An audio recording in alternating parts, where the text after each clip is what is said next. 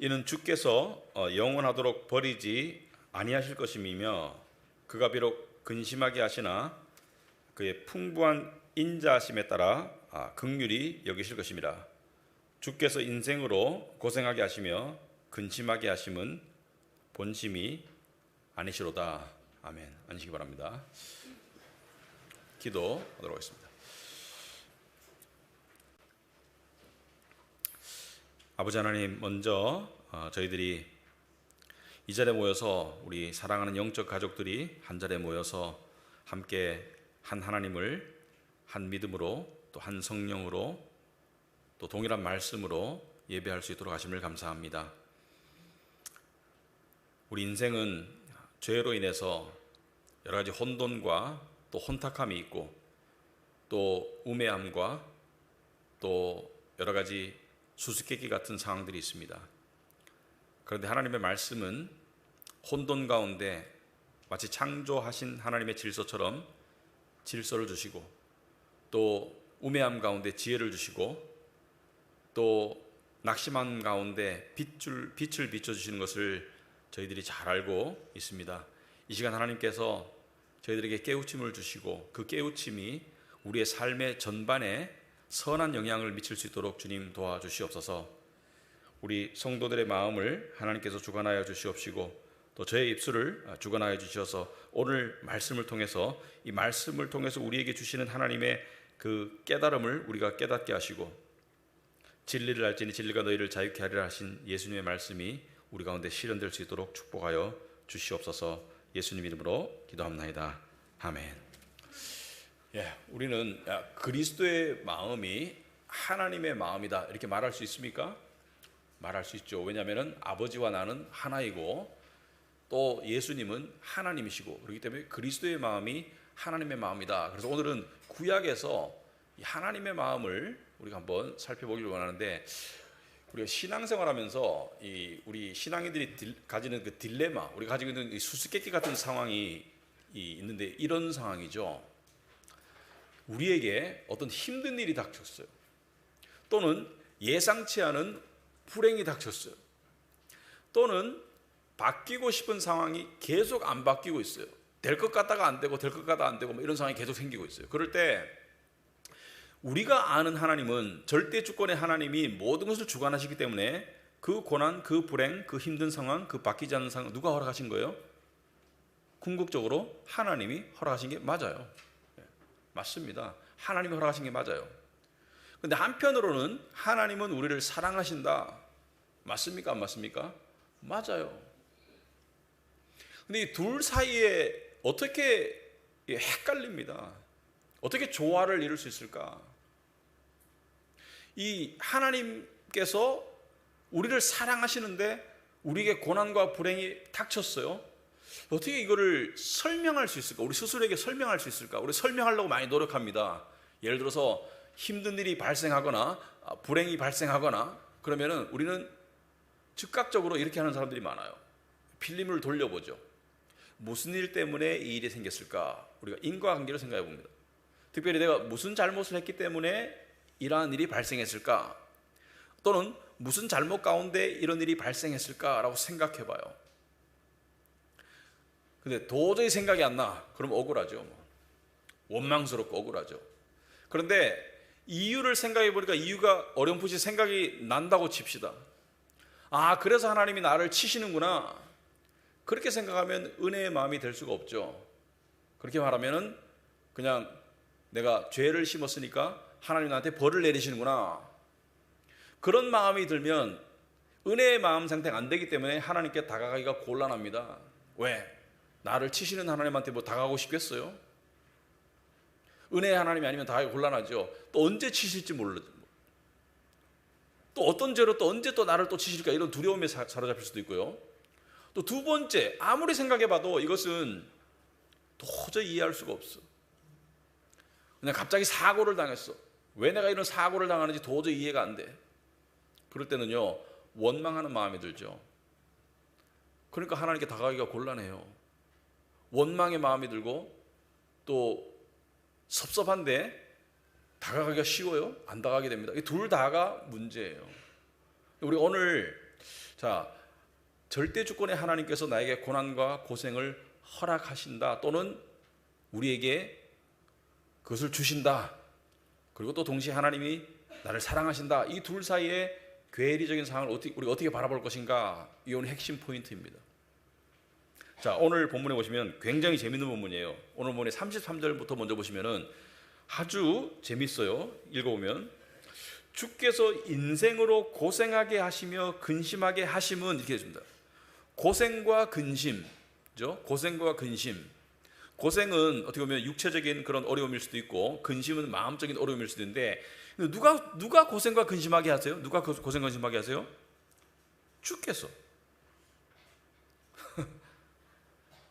그러니까 악인을 통해서 우리가 피해를 본다 칠지라도 주님께서 막아줄 수 있었잖아요, 그죠? 막아줄 수 있었습니다. 그러니까 고생과 근심은 누가 하게 하시는 거예요? 주께서. 그래서 두 번째 말이 좀 이상하죠? 본심이 아니래요. 본심은 아니랍니다. 그러니까 발생한 고난과 고생은 하나님께서 허락하신 게 맞지만 하나님과 본심 사이에는 괴리가 있다, 이것을 이야기하고 있습니다. 자, 오늘 예레미야 애가라고 그러는데 이 말씀의 배경을 먼저 좀 설명을 좀 드려야 되겠어요. 그래야지 좀 이해가 도움이 되기 때문에. 자, 예레미야 애가는 예레미야가 썼다고 추정되기 때문에 예레미야 애가라고 이름이 붙여져 있습니다. 예레미야서 다음에 나오죠. 예레미야 애가. 그죠? 예레미야 애가는 무슨 뜻이죠? 슬픔의 노래, 탄식의 노래.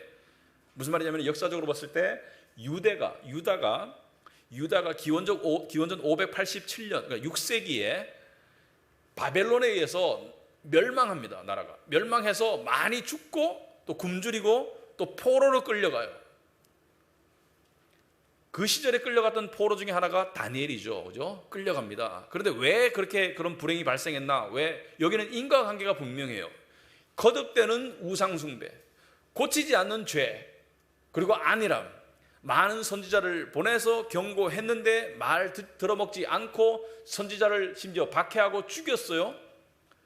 그리고 또 가짜 선지자들이 괜찮아, 불행은 발생 안 해, 지금 우리 삶이 괜찮아, 이렇게 얘기할 때 그 말을 들었어요. 안일함 가운데 빠졌어요. 그래서 이 조상 대대로 내려오는 그 죄의 이 본물이 한꺼번에 팍 터져가지고 나라가 멸망했어요.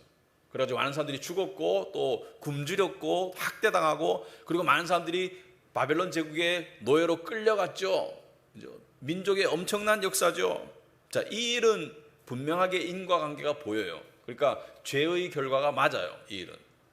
그랬을 때 이 일을 당했을 때 이 유대인들의 반응이 어땠을까? 어떤 사람들이 생각할 것 같아요. 아, 올 게 왔구나. 그토록 말을 안 듣더니 우리가 올 게 왔어. 그렇게 하나님께서 경고했는데, 선지자를 보내서 말씀하셨는데, 예레미야가 그렇게 이야기했는데 드디어 올 것이 왔구나. 자, 이렇게 생각할 줄 아는 사람들은 믿음이 있었던 사람이겠죠, 그죠? 이런 일이 발생할 줄 알았어. 그러므로 그런 사람들에게는 조금 억울할 수 있어요. 왜? 그런 사람들은 믿음 없이 지 마음대로 우상숭배하고 그렇게 적극적으로 살진 않았을 것 같아. 그러니까 좀 억울할 것 같아. 근데 또 아이들의 입장에서는 굉장히 억울할 것 같아요. 다니엘도 굉장히 어렸는데, 아니 조상들이 죄를 지어가지고 수백 년 동안 우상숭배해가지고 결국 터질 때는 나한테 터졌네. 굉장히 억울할 것 같아. 자, 여러분들은 아까도 말했지만 살다가 그런 생각할 때가 있죠. 아, 대가를 치르게 되는구나. 내가 계속 내 잘못을 바로잡지 않고 고집부렸더니 드디어 터졌네. 또는 이제 나를 치시는구나. 또는 이제 나를 버리시는구나. 이제 하나님께서 나에게 안갚음하시는구나. 그런 생각이 들 때가 있을 것입니다. 그런데 오늘 본문을 통해서 우리는 한 가지 중요한 개념을 정리하고 깨달았으면 좋겠다. 고생을 하나님이 허락하시는 건 맞지만, 하나님이 가하시는 건 맞지만 하나님의 본심이 아니다. 이게 무슨 뜻이냐? 이게 무슨 뜻이에요, 이게? 이거 우리가 깨달아야 되겠어요. 자, 드러난 사실은 주께서 인생으로 고생하게도 하시고 근심하게도 하세요. 분명해요. 그러나 감추어진 사실은 하나님의 본심이 아니라는 거예요. 이게 무슨 뜻일까? 예를 들어서 좀 들어보시면 이해될 거예요. 지금 약간 긴가민가해도 들어보면 이해되실 거예요. 욥의 삶을 한번 생각해 보세요. 욥의 삶. 여러분, 욥을 하나님이 봤을 때 하나님이 좀 자랑했죠, 그죠? 사탄에게 욥을 봤니? 믿음이 좋지 않니? 의롭지 않니? 자녀 교육도 잘하지 않았니? 자식들도 반듯하게 키우고 그리고 또 믿음도 좋고. 그래 사탄이 뭐라 합니까? 아니, 돈도 주시고 자식도 주시고 소위 성공을 주셨으니까 그렇지 한번 뺏어가 보세요. 뺏어가도 욥이 그렇게 할 수 있을까요? 하나님 뭐라 하죠? 해봐라 하라겠죠? 그죠? 욥에게 닥친 불행의 최고 통수권자는 누구예요? 하나님이에요. 하루아침에 재산을 다 잃고 하루아침에 자식이 다 죽고 나중에는 아내도 떠나죠. 이 말은 무슨 말입니까? 하나님이 그 고난을 막아주실 수 있었다 없었다? 막아주실 수 있었어요. 그죠? 하나님이 마음만 먹었으면 막아주실 수 있었어요. 그런데 안 막아주셨어요. 그죠? 안 막아주셨어요. 근데 욥은 그 고난이 닥쳤을 때 어떤 반응을 보였나요? 여러분 욥기를 읽어보시면 욥기가 이 40여 장 중에 초반부부터 중반부까지는 이런 내용입니다. 욥의 불만, 욥의 이 넋두리, 욥의 의심, 하나님을 향한 도전, 그죠? 하나님, 저하고 한번 붙어봅시다. 한번 서로 논쟁해 봅시다. 누가 옳은지, 제가 이런 억울한 일을 겪어야 하는지 하나님 한번 나타나 보세요. 욥은 하나님을 향해서 섭섭하고 화도 나고, 그리고 욥은 이렇게 말합니다. 너무 고난이 심해가지고 차라리 죽었으면 좋겠다. 차라리 죽여주세요. 죽여달라는 거예요. 그리고 또 뭐라고 말합니까? 안 태어났으면 차라리 좋았을 텐데, 차라리 안 태어났으면 더 행복했을 텐데. 그러니까 내 존재 자체가 싫은 거야. 너무 힘들어가지고 내 존재 자체가 괴로운 거예요. 근데 설상가상으로 욥의 친구 3명이 와가지고 뭐라 그래요? 계속 하는 말이 여러분 그 정신줄 놓으면 욥의 친구들의 말이 맞는 것 같아요. 네가 잘못했으니까 하나님이 너한테 벌을 내리셨겠지. 네 죄를 네가 알렸다 한번 생각해봐. 그러니까 욥은 지금 하나님께도 버림받고 친구들도 자기에게 이 고난을 주고 이런 상황에서 욥은 어떤 생각이 들었을까? 정말로 하나님께서 욥을 미워하시고 안갚음하시는 것인가? 아니죠. 욥은 의로웠다고 그랬어요. 자, 조금 이따 욥 얘기 다시 하겠습니다. 여러분 또 하나 예를 들면 무술 영화 좋아하시는 분 있죠? 제가 말하는 무술 영화는 중국 무술 영화. 요즘 별로 안 좋아할 것 같아. 저 때는 그 무협지 본다고 중간고사 망치고 막 이랬어요. 근데 무술 영화 보면 레파토리가 똑같아. 기본 레파토리는 똑같아. 등장인물이 달라. 어떤 레파토리입니까? 누가 억울한 일을 당해. 특히 부모가 살해당해요. 대부분 경우. 부모가 살해를 당하면 이 젊은 이 아들이, 청년이 한을 품죠. 그리고 자기 혼자 살아나. 그럼 어떻게 해요? 이 원수를 갚아야 되겠다. 어떻게 합니까? 이 무술의 고수를 찾아가죠. 대부분 절에 계시더라고. 소림사에 찾아가요. 근데 이 주지스님이 또는 무술의 고수가 딱 봤을 때, 요놈은 가르치면 되겠네. 요놈은 이 근본이 되어 있어. 그릇이 돼. 그럼 어떻게 하나요? 막 이뻐하나요? 물길러 와. 마당 쓸어. 계속 일만 시켜. 아니 나는 무술 배우러 왔는데 계속 물길러 오래. 힘들어 죽겠는데 물동이 막 내팽개치고 막 이러죠, 그죠? 그리고 이제 참다 스승님한테 따라가서 따져요. 아니 무술 가르쳐 달라는데 계속 물만 기르는 세월이 지금 3년이 흘렀습니다. 그럼 스승이 어떻게 해요? 그래? 그럼 가르칠게 하면서 막 계속 패. 그냥 무술 수련한다면서 막대기로 때리고 막 주먹으로 때리고 막 계속 얻어 터져. 그래가지고 막 악이 받치죠. 막 열받고 눈물 나고 막 이러죠, 그죠? 그런데 시간이 좀 지나면 이 주인공이 이 스승님의 마음을 조금씩 깨닫기 시작합니다. 본심이 아니었구나. 나에게 고생시키고 한 3년간 물길로 한 것은 힘도 기르고 인내심을 기르게 하기 위함이었구나. 나를 낮추어서 맨바닥을 맛보게 하기 위함이었구나. 그리고 나를 좁혔던 것은 맷집을 키우기 위함이었구나. 그리고 나중에 스승이 뭐예요? 떠나기 전쯤에 본심을 이야기하죠. 내가 너를 고생시킨 이유를 알겠니? 그러면서 비법을 전수해 주마. 이제 거기서 스토리가 끝나요, 그죠? 그리고 이제 복수하러 가요. 여러분, 본심이 아니죠. 여러분, 성경에 보시면은 고난은 하나님이 주셨어요. 욥도 마찬가지고 야곱도 고난은 하나님께서 고난을 주셨어요. 그죠? 고난을 받아가지고 어떻게 했습니까? 집에서 떠나가지고 한 20년 동안 삼촌 라반 밑에서 죽도록 고생하죠. 그죠? 양치면서 여러분, 양치기의 삶은 이 소위 말해서 충분한 잠을 잘 수가 없습니다. 그냥 이렇게 간간히 자는 거야. 그러니까 쪽잠 자는 거야. 그러니까 뭐 한두 시간 자다 양이 막 울거나 뭐 맹수가 오면 또 깨가지고 또 싸우고, 그러니까 밤에도 계속 못 자요. 계속 보초 써야 돼. 그런 생활 한 20년 했어요. 왜 그랬어요? 그렇지만 야곱이 이스라엘의 시초가 되잖아요. 요셉 생각해요. 요셉은 얼마나 억울했겠어요? 요셉이 잘못한 것은 입을 함부로 놀렸어. 근데 입을 함부로 놀린 게 잘못은 아니에요. 왜냐하면 요셉이 하는 말이 뭡니까? 형들을 향해서 뭐예요? 꿈을 꿨는데 볕단이 다 나를 향해서 절하더라. 형들이 들었을 때 이 해몽이 뭐예요? 우리가 너한테 절한단 말이냐? 10명의 형들이 화가 나는 거죠. 안 그래도 아버지가 총애하잖아. 아버지가 편애하는데 화가 나는데 거기다 대고 또 꿈을 꿨는데 별들도 절하고 해와 달도 절하더라. 그러니까 아버지가 하는 말이, 그러면 나도 너한테 절한다는 말이냐? 아버지도 좀 이상해. 좀 이상하네. 근데 욥은 잘못이 없어요. 욥이 잘못이 있다면은 그냥 분별력이 없이 입을 놀린 게 잘못이지, 꿈은 진짜 꿨고 하나님의 계시는 맞아요. 그대로 이루어집니다. 그런데 그 말을 했기 때문에 형들의 미움을 받아가지고 어떻게 해요? 죽임을 당할 뻔하다가 이 애굽으로 팔려가죠. 여러분, 아무리 잘못했더라도 이 10대 나이에 애굽으로 팔려가가지고 그냥 거의 죽을 때까지 가족을 다시 못 보는 상황에 처한다? 굉장히 힘들었겠죠. 굉장히 그 고난이 힘들었을 거예요. 견디기 왜냐하면 집에서 애지중지 크던 애가 갑자기 노예가 됐어. 갑자기. 그런데 생각해 보시기 바랍니다. 거기서 열심히 해보려고 그래도 상황은 이렇지만 하나님께서 이런 상황을 주셨는가 보다. 열심히 살아봐야지.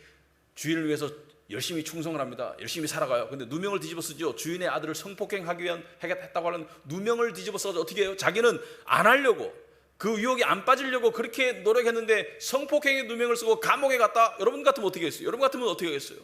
여러분이 하나님을 향해서 어떤 마음이 들겠어요? 하나님이 무슨 뜻이 있겠지, 이런 생각이 들었을까요? 도저히 납득이 안 되겠죠. 하나님 날 버리셨구나. 날 치시는구나. 이제는 나를 그냥 갖다 수렁에 처박네. 근데 거기서 한 줄기 희망이 보입니다. 될 것 같아. 감옥에서 나갈 수 있을 것 같아. 여러분, 옛날의 감옥은 오늘 감옥과 달라요. 지하에 껌껌한데 막 쥐들이 돌아다니고 엄청나게 불결하고 힘든 곳이 감옥이죠. 요즘 감옥처럼 이렇게 요즘 감옥에 비해서 굉장히 열악한 곳이었죠. 옛날에 로마의 감옥은. 근데 거기서 한 줄기 희망이 보이죠. 술 맡은 자와 바로 왕의 떡 맡은 자가 있는데 꿈을 해석해 주면서 뭐라 그래요?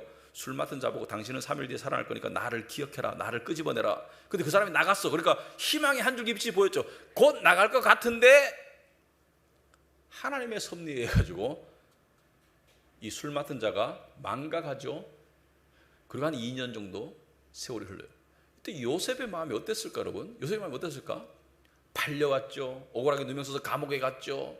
그리고 한 줄기 희망이 보였는데 갑자기 다 무산됐죠. 어땠을까? 아마도 이런 생각이 들었을 때, 하나님 나를 완전히 버리셨네. 무슨 일 때문인지 모르지만 하나님 나를 버리시고 벌 주시네. 이런 하나님인 줄 몰랐네. 이런 생각이 들었을 거예요. 근데 그것이 나중에 어떻게 돼요? 요셉을 위한 시간이었다는 것이 밝혀지죠.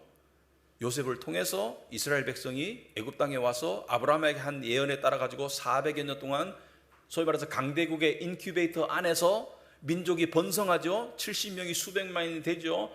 하나님의 구속 역사에 쓰이기 위한 하나의 과정이었죠. 그죠? 여러분, 성경의 수많은 인물들을 보면 다윗도 마찬가지고 사도 바울도 마찬가지고 다 그렇지만 가장 극적인 경우는 뭐예요? 예수님이죠. 예수님에게 닥친 그 고난과 그 억울함을 한번 생각해 보세요. 그 고난. 여러분, 예수님이 고난을 원했을까요? 기꺼이 순종하셨지만 겟세마네 동산에서 이 잔을 내게서 치워주옵소서 원하지 않았어요. 내 뜻대로 하지 마옵시고 원하지 않았습니다. 아버지의 뜻대로 하옵소서. 근데 그 욥이나 야곱이나 요셉이나 예수님을 이게 그토록 극심한 고난을 가하신 하나님의 본심이었을까? 그게 본심이었을까?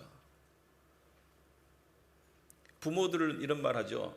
자식들에게 고생을 시킬 때가 있습니다. 저도 제 자식이 이 설거지 아르바이트 하도록 한 적이 있어요. 설거지 아르바이트 힘들다 하더라고요. 근데 그게 제 본심이 내 자식이 고생 죽도록 해봐라, 아이고 고소하다 이랬을까요? 본심이 아니죠. 왜 고생시켰을까? 세상이 험난한데 준비시키기 위해서 고생을 시키는 것이죠. 그래서 잘 들어보세요. 내 인생에 일어나는 고난과 고생과 불행과 하나님 주신 거 맞아요. 하나님의 본심을 구별할 줄 알아야 돼요. 이것이 왜 중요한지는 이따가 설명하겠습니다. 굉장히 중요합니다. 굉장히 중요해요.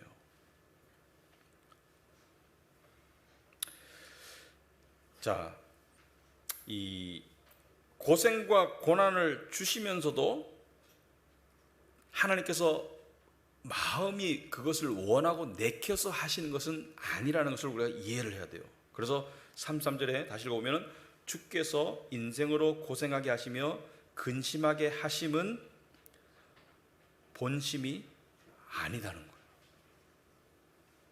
근데 이 하나님의 본심을 깨닫는 데는 시간이 필요합니다. 시간이 필요해요. 여러분 욥의 경우를 보면, 욥의 삶을 보면 욥은 처음에 자기에게 고난과 불행이 닥쳤을 때 그 고난과 불행의 벽이 너무 두껍고 높아서 하나님의 본심을 도저히 볼 수가 없었습니다. 계속되는 오해와 원망 가운데 살았어요. 왜? 하나님의 본심을 볼 수가 없죠. 왜냐하면 그 고난과 고통의 불행의 벽이 너무 높고 너무 두터워서 그 벽 너머로 볼 수가 없어요. 그런데 그 안에서 욥이 인내가 자라고 그 안에서 부서지고 그러면서 조금씩 신앙이 더 자랍니다. 더 자라서 그 고난의 담장 너머로 하나님의 본심이 살짝 보여요. 그러니까 보이고 확실히 보이는 것이 아니라 보였다 사라졌다 보였다 사라지다 거예요. 그죠? 그러니까 약간 보이다가 또 사라지고 또 고난스럽게 있고 그러는 시절이 와요. 그래서 욥기를 보면 계속 불평하고 하나님께 따지고 막 자기 연민에 빠지고 차라리 안 태어났으면 좋았을 걸, 친구들과 싸우고 논쟁하고 나는 잘못 없어 이렇게 말하다가 그냥 파편의 한 조각처럼 뭔가를 깨달은 고백이 나오죠. 욥기에 보면. 그 중에 대표적인 것이 뭐예요? 욥기 23장이죠. 욥기 23장 8절부터 10절까지 말씀인데 8절과 9절과 10절은 한 내용이 아닙니다. 욥의 고난 속에서의 욥의 변화의 과정을 8절과 9절과 10절이 설명하고 있어요. 어떻게 설명하고 있냐? 자, 8절은 여전히 고난의 벽에 쌓여있는 욥의 모습을 나타내고 있습니다. 욥이 뭐라 그래요? 그런데 내가 앞으로 가도 그가 아니 계시고 뒤로 가도 보이지 아니하며 하나님 안 보인다는 거예요. 하나님 안 보인다. 하나님 안 느껴지고 하나님 안 보이고 하나님 없는 것 같아. 여전히 고난의 벽이 높아요. 그래가지고 하나님 안 보여. 근데 9절에 보면요, 욥이 안 보임에도 불구하고 하나님은 살아계시고 역사하신다는 믿음을 고백하고 있어요. 이게 굉장히 중요합니다. 내 눈에 안 보임에도 불구하고 하나님이 살아계시고 나의 삶을 위해서 역사하신다는 것을 깨달아요. 그냥 저기서 다른 일을 하시는 것이 아니고 나의 삶을 위해서 역사하신다. 그래서 그가 왼쪽에서 일하시나 내가 만날 수 없고, 여기서 왼쪽은 자기의 왼쪽을 말하는 거예요. 세상의 왼쪽이 아니고. 그러니까 나를 위해서 역사하시는 하나님을 말하는 거예요. 나의 왼쪽에서 일하시나 내가 만날 수 없고 그가 오른쪽으로 돌이키시나 배울 수 없구나. 무슨 말입니까? 굉장히 겸손한 믿음의 표현이죠. 하나님은 지금 나의 삶에 역사하셔. 내가 못 느낄 뿐이지. 굉장히 중요한 그 깨달음입니다. 하나님은 나의 삶에 역사하셔. 하지만 내가 깨닫지 못하고 있구나. 그런데 그 10절이 핵심이에요. 8절에서는 하나님 안 보여. 9절에서는 하나님이 역사하시지만 내가 못 느껴. 자기를 자책하기 시작해요. 잘못은 나에게 있어. 10절은 뭐예요? 그러나 내가 가는 길을 그가 아시나니. 이게 믿음입니다. 내가 가는 길을 그가 아시나니. 자, 욥은 지금 어둠의 터널 가운데 있는데 빛도 안 보여. 한 줄기 빛이 안 보이는 상황 가운데 있다가 저 멀리서 희미한 빛이 깜빡깜빡거려요. 내가 가는 길을 그가 아시나니. 뭐예요? 이제 하나님께 맡기기 시작했어요. 고난이 진행되니까 뭐예요? 하나님께 맡기기 시작해서 그가 나를 단련하시는 후에는 내가 순금같이 되어 나오리라. 순금같이 되어 나오리라. 금은 성경에서 믿음을 대비할 때 쓰는 말입니다. 금은 믿음을 비유할 때 쓰는 말인데, 자, 욥의 믿음은 좋았어요. 그런데 순금의 믿음은 아니었어요. 24K였어요. 고난전의 욥의 믿음은 좋았지만 24K였어요. 근데 24K가 순금으로 가려면 그러니까 24K 안에 들어있는 금 아닌 것들을 제거하려면 이 금을 끓여서 녹여야 돼. 독 안에 있는 은을 풀무는 금을 연단하거니와 여호와는 마음을 연단하시니라. 이 끓여야 돼. 고난을 가지고. 이 끓이는 재료가 고난이에요. 이 불이 고난이에요. 그래서 끓였더니 욥이 뭐라 그래요? 그가 나를 단련하신 후에는 내가 순금같이 되어 나오리라. 여기서 욥은 희망을 고백합니다. 그리고 다시 절망으로 빠져요.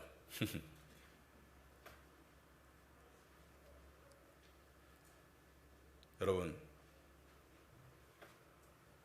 한마디로 표현하자면 우리의 고난과 불행은 하나님의 본심이 아닙니다. 이걸 이해하셔야 돼요.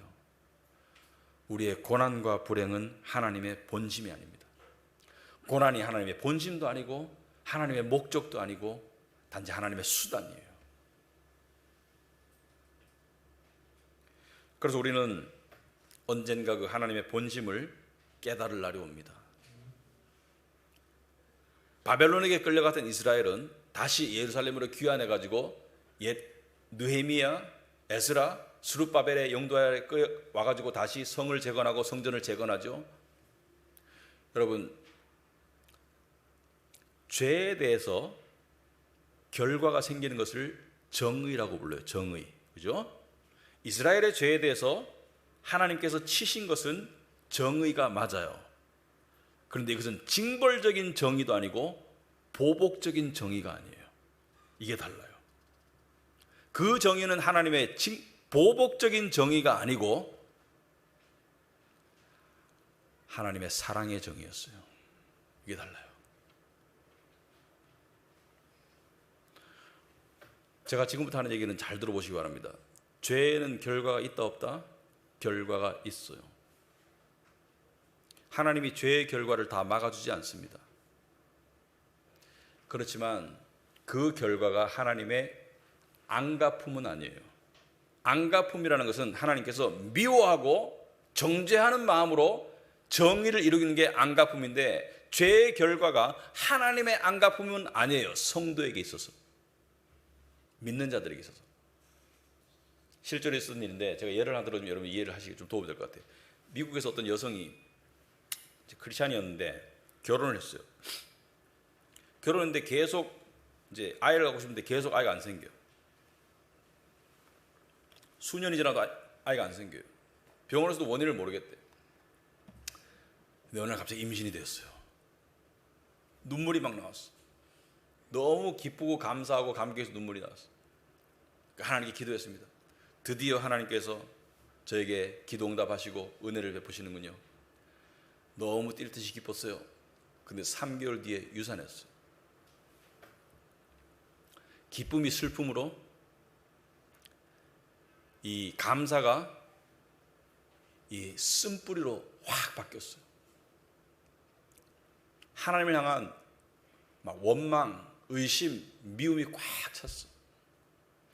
그래서 하나님께 넋두리하면서 기도하면서 하나님 왜 이러시나요?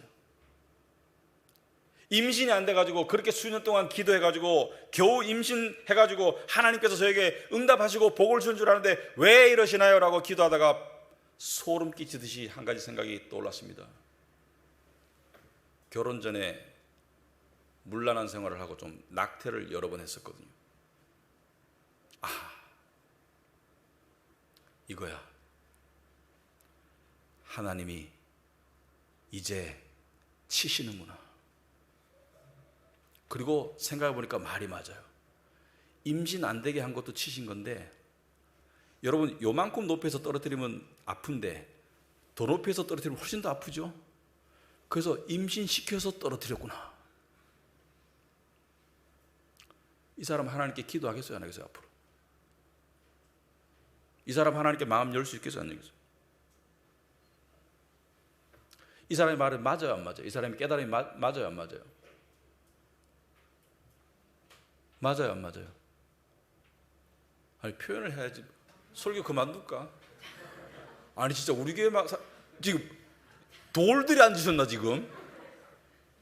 영어 예배도 이렇게는 안 하더라. 맞아요, 안 맞아요? 일부는 맞아요. 제가 이렇게 하려고 물어봤어. 낙태의 여러 차례에 걸친 낙태의 결과가 불임의 원인이 될 수 있는 것은 맞아요. 그 또한 하나님께서 주관하는 것은 맞아요. 그러나 안 맞는 부분은 안갚음이 아니에요. 정죄가 아니에요. 이거 구별이 쉽지 않지만 구별해야 돼요. 하나님의 본심이 아니에요. 이게 왜 중요한지 아세요? 제 삶에도 고난과 불행의 일이 생길 때가 있습니다. 그리고 육신적인 반응은 하나님께서 나를 치시나? 어떤 죄에 대한 하나님께서 나를 벌을 주시나? 이런 생각이 일시적으로 들 때가 있습니다. 그런데 그 생각 속에서는 마음이 은혜에서 떠나요. 그런데 그럴 때 정말 하나님이 필요하잖아요. 그죠? 위로의 하나님, 도움의 하나님, 그럴 때 하나님이 필요하잖아요. 하나님의 본심은 나를 향한 긍휼과 사랑이라는 것을 믿을 때 어떻게 해요? 하나님을 의지하고 나아갈 수 있는 거예요. 그죠? 그때 하나님이 필요하잖아요. 제일 필요하잖아요. 여러분 성경에 보시면은 이 고난을 주시는 하나님과 여전히 긍휼과 사랑으로 대하시는 하나님의 본심의 괴리가 있는 것이 수도 없이 보여요. 그 중에 대표적인 인물이 저는 다윗이라고 생각합니다. 여러분 다윗을 표현할 때 하나님께서 뭐라 했어요? 내 마음에 합한 자, a man after my own heart. 내 마음에 합한 자, 내 마음에 쏙 드는 자예요. 내 마음에 쏙 드는 자. 다윗은 이 하나님께 엄청나게 쓰임을 받았죠, 여러 가지로. 그런데 이 시편에 보면 다윗이 제일 많이 썼죠. 그러니까 시편은 하나님과의 체험을 노래로 쓴 게 시편이죠. 근데 그건 성경 말씀이고 성령의 감독으로 쓴 것이고 하지만 하나님과의 체험을 쓴 거예요. 그만큼 하나님과 체험이 많은 게 다윗이에요. 그런데 하나님께서 내 마음에 합한 자다. 근데 다윗이 있잖아요. 죄를 여러 번 저질렀거든요. 예를 들자면 인구조사를 했어요. 근데 인구조사 할 수 있습니다. 그 국가의 형편과 처지를 알기 위해서 인구조사 할 수 있는데 그게 아니고 자기가 우쭐대고 싶어서 내가 가지고 있는 영광이 어느 정도 되는가 싶어서 그 동기가 잘못된 것이 인구조사 했다가 하나님께서 벌을 내리셨어요. 근데 다윗의 가장 최악의 죄는 다 우리가 동의할 거예요. 그죠? 최악의 죄는 바로 밧세바와 간음하고 그 남편을 죽인 죄예요. 여러분 다 아는 스토리입니다. 자, 경우 1. 자기가 모르는 남자의 아내와 간음했다. 죄죠. 경우 2. 자기가 알지만 나쁜 놈의 여자와 간음했다. 그것도 죄죠. 근데 이것은 제일 안 좋은 경우야. 자기를 위해서 목숨을 걸고 싸우고 충신하는 충복의 아내를 간음했어요. 오늘날 이런 일이 어느 지도자에게 있다면 당장에 대통령이고 뭐건 당장에 그만둬야 돼요. 그날 당장 하야해야 돼요. 그죠? 엄청난 죄예요. 자기에게 목숨 건 그 충신의 부인을 건드려 가지고 어떻게 해서 임신했어. 그래서 잔머리 굴려 어떻게 했어요? 불러가지고 잠재우려고. 전장에서 지금 열심히 싸우고 있는데 목숨 걸고 싸우고 있는 우리아를 불러서 잠을 재워서 이 알리바이를 만들어서 이 임신이 내가 만든 것이 아니고 남편에 대한 임신으로 커버하기 위해서 불렀는데 이 충신이 자나요 안 자나요? 안 자죠. 왜? 다 전쟁에서 고생하고 있는데 나만 집에 가서 호의호식할 수 없다. 안 자죠. 그래서 어떻게 해요? 죽여버리죠. 죽여버려요. 성폭행과 살인 교사를 저질렀어요. 그 결과 있습니까 없습니까? 결과가 있어요. 이 일을 알고 하나님께서 나단을 보내죠. 나단이 다윗에 와가지고 이렇게 이야기를 합니다. 이야기를 통해서 가르치죠. 이야기를 하는데 어느 부잣집에는 양과 소가 많이 있는데 가난한 집에 어린 암양 한 마리밖에 없는데 이것은 그냥 동물이라기보다는 요즘에 애완견, 그죠? 반려견처럼 집에서 그냥 같이 뒹굴고 그냥 가족과 같이 지내는데 이 부잣집에 손님이 왔는데 자기 집에 양이 많으면서도 그 중에 한 마리를 안 잡고 이 가난한 집의 양을 빼앗아 가지고 잡아서 손님을 대접했다. 다윗을 빗댄 말이죠. 너는 부인도 많은데 우리아는 밧세바를 얼마나 사랑했겠어요? 근데 다윗이 아직 깨닫지 못하고 거기서 열받아 가지고 여호와의 살아계심을 두고 맹세하노니 자기가 자기 스스로에게 저주를 내려요. 그 사람은 죽어야 돼. 4배로 갚아야 돼. 이렇게 말이죠. 4배로 갚아야 돼.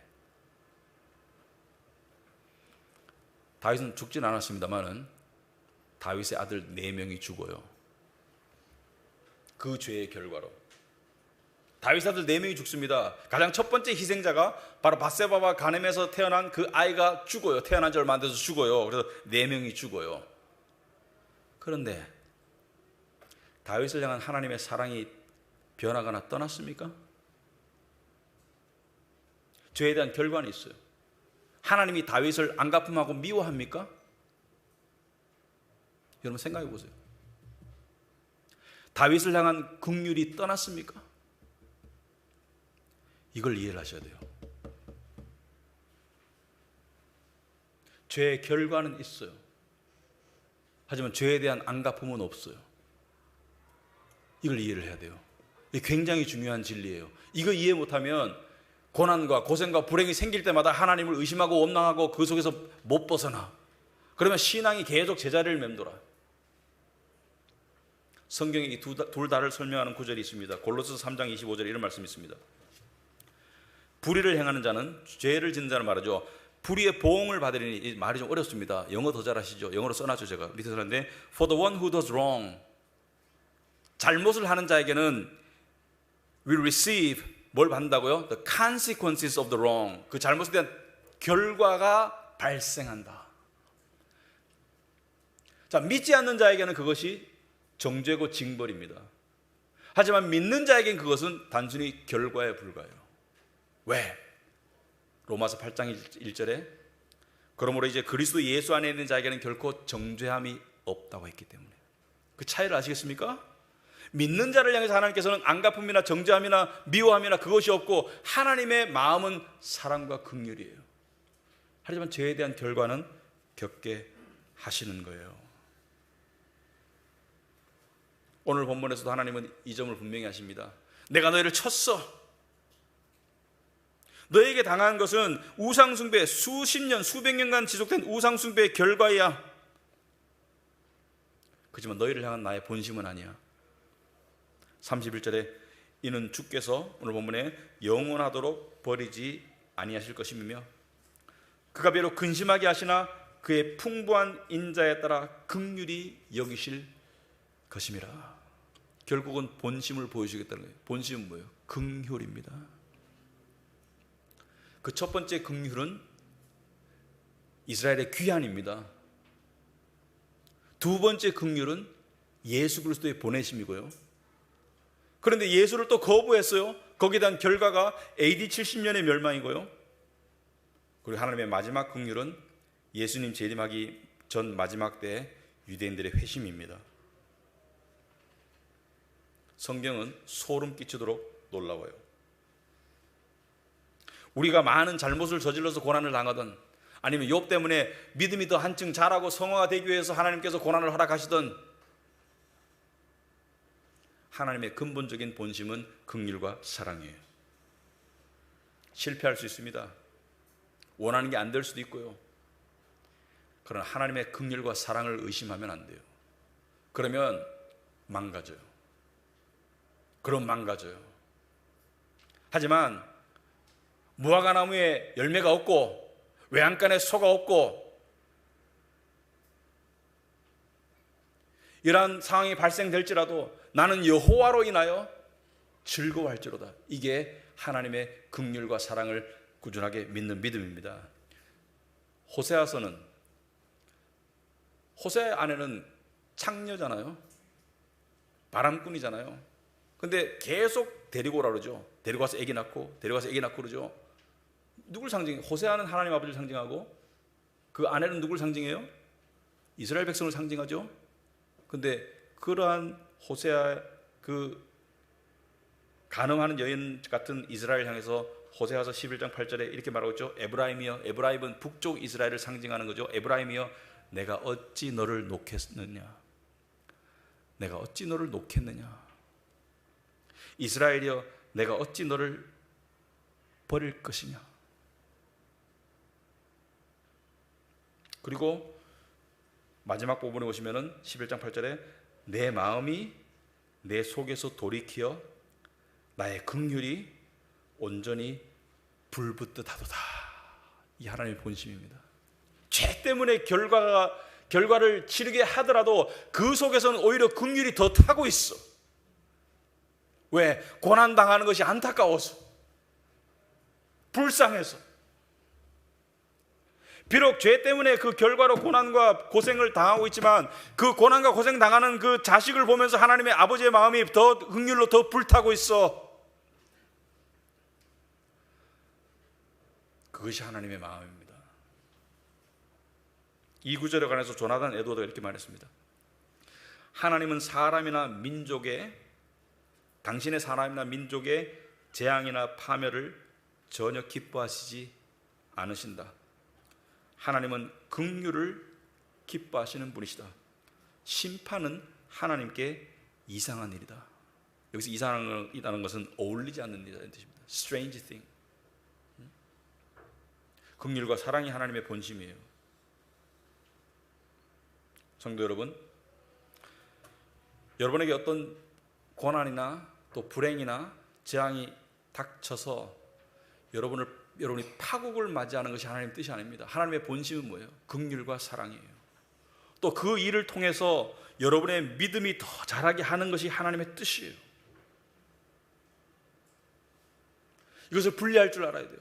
심지어 그 고난이 계속되고 나아질 가망이 보이지 않을지라도 나를 향한 하나님의 긍휼과 사랑은 분명하다는 것을 믿을 때 하나님 너무 기뻐하세요. 그게 순금 같은 믿음이에요.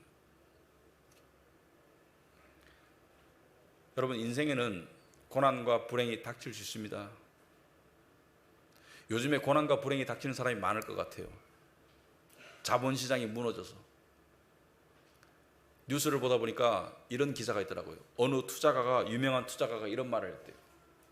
만일 당신이 모든 것을 잃었을 때에도 머리를 들 수 있으면 세상은 당신 것이다. 멋있는 말이죠. 근데 실제로 그렇게 되기는 어려워.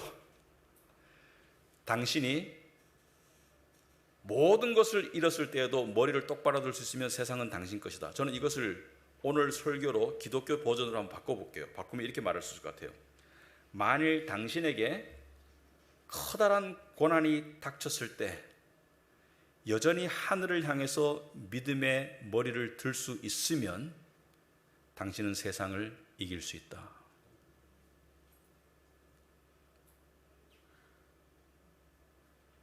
여러분에게 어떠한 일이 닥쳐도 나를 사랑하시고 긍휼히 여기시는 하나님을 믿기 때문에 얼굴을 하늘을 향해서 들 수 있으면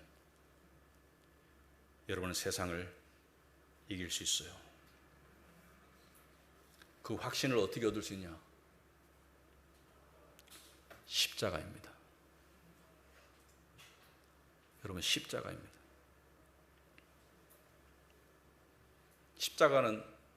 십자가는 겉으로 보이게 뭐예요? 십자가의 표면적인 장면은 뭐예요? 엄청난 고난과 고통이죠. 못에 찔리고 피를 철철 흘리면서 죽어가는 엄청난 고통이죠. 그리고 엄청난 부당함이죠. 의인께서, 죄 하나도 없으신 하나님의 어린 양이 죄인 취급받으시고 죽으신 게 십자가죠. 엄청난 수치죠. 벌거벗고 엄청난 고난과 엄청난 불행이죠. 엄청난 억울함이죠. 아버지 하나님, 나의 아버지 어찌하여 나를 버리시나이까. 엄청난 고통이죠. 근데 그 속에 뭐가 들어있어요? 구원받은 우리를 향한 하나님이 뭐가 들어있어요? 사랑과 긍휼이 들어있어요. 자, 그 사랑과 긍휼이 조금이라도 바뀌거나 조금이라도 변화하거나 조금이라도 줄어들 수 없는 이유가 두 가지가 있습니다. 첫째는 하나님이 불변의 하나님이라서. 두 번째는 뭐예요? 두 번째 이유가 엄청나게 중요합니다. 첫 번째 이유도 중요하지만 우리를 향한 십자가를 통해서 우리를 향한 하나님의 사랑과 긍휼이 바뀌거나 줄어들거나 감소하거나 사라진다면 십자가의 의미가 퇴색하는 거예요. 내 아들을 찔러 죽였는데 그 의미를 퇴색하게 한다고요? 하나님이? 천만의 말씀. 당신의 아들을 죽음으로 내몰아서 당신의 사랑과 긍휼을 보여줬는데 그것이 변한다고요? 그럼 십자가의 의미가 퇴색하게 한다고요? 예수 그리스도의 죽음의 의미가 퇴색한다고요? 천만의 말씀. 십자가가 하나님의 본심이고요, 우리를 향한 사랑과 긍휼의 확실한 증거이고요, 변함없는 약속입니다. 그러므로 오해에 머물지 말고 이해로 나가세요. 하나님을 오해하고 의심하는 사람이 너무 많더라고. 원망에 머물지 말고 믿음으로 나아가세요. 자기 연민에 머물지 말고 소망으로 나가세요. 십자가가 분명한 이유입니다. 그 십자가를 통해서 여러분에게 쏟아부으신 하나님의 사랑과 긍휼의 온도는 더 뜨거워질 수도 없고 식을 수도 없어요. 어떠한 상황이 닥칠지라도. 그리고 상황은 변합니다. 하지만 십자가는 결코 변하지 않아요. 그리고 우리의 목적지도 변하지 않습니다. 결국은 하나님의 선한 목적이 이루어진다. 기도하겠습니다. 아버지 하나님, 참으로 오늘도 저희에게 말씀을 통해서 우리의 부족한 믿음과 우리의 미련함을 깨우쳐 주시니 감사합니다. 우린 찬양 속에서 실패할지라도, 모든 걸 잃을지라도 여전히 하나님을 바라보겠습니다라고 찬양합니다. 그것이 가능한 이유는 하나님의 변하지 않는 본심, 변하지 않는 십자가 때문입니다. 그러한 믿음과 삶으로 나아갈 수 있도록 주님 도와주시옵소서. 우리 성도들을 인도하시고 축복하여 주시옵소서. 예수님 이름으로 기도합나이다. 아멘.